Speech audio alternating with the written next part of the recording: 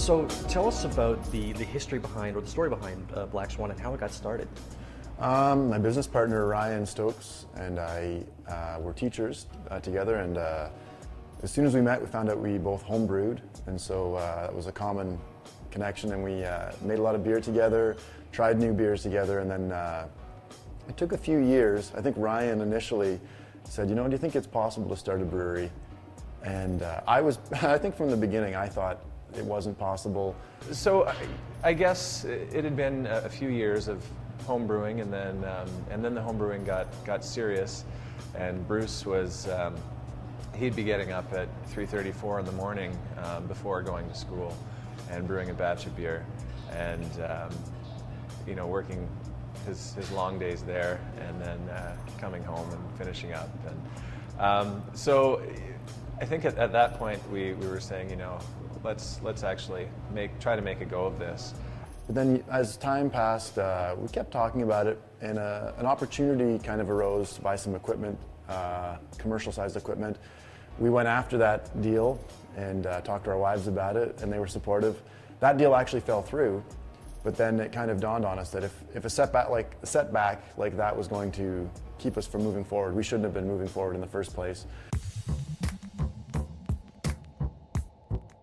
So when you guys first started, did you have an idea of, was it just let's just make beer, or did you go into it with a plan of going, okay, we're going to do this sort of style, or here's what I like? Put a lot of thought into that. Right. The year leading up to it, Ryan was doing a lot of the unpleasant jobs of dealing with the licensing, financial stuff, and I was working on trying to homebrew once every week and not miss a week at all, and we wanted to have 3 brands that covered a really diverse range of color, flavor, and just different styles. So the porter was our black beer. We wanted to have an IPA, and then we had our English Pale Ale. That one took a while. We weren't sure if it was going to be an English Pale Ale or kind of an American Amber Ale or something like that. But all 3 beers cover a really different flavor profile.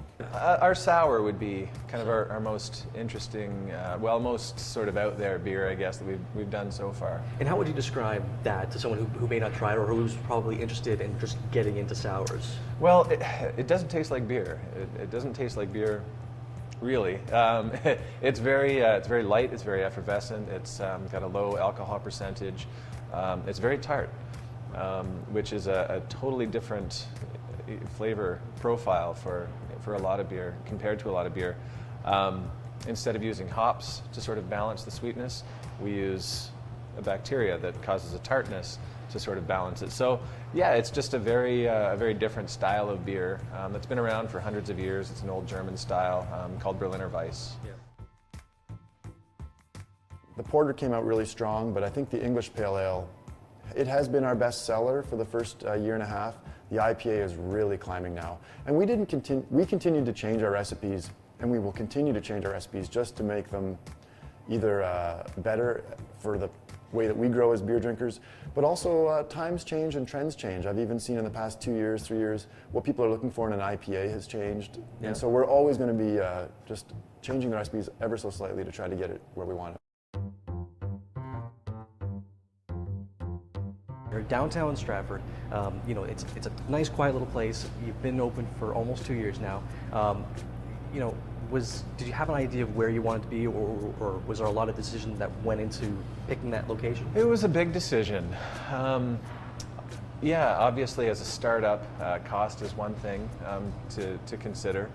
But we, being teachers, I think are fairly social, and we enjoy the education component of beer. We like talking to people about beer, and we love sharing the passion of beer with people.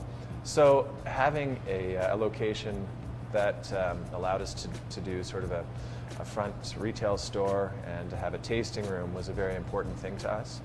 So I guess that decision was made fairly easily once we considered sort of what we wanted. We had a vision of what our brewery was going to look like, and definitely the social component of it was important to us. It's a production facility. that happens to have a tasting room. I mean, we've got more than a tasting room. We can sell full pints or other beverages if we want to. But we wanted it to be, this is a production facility. We wanted to own a brewery. We didn't really want to go into the bar restaurant industry.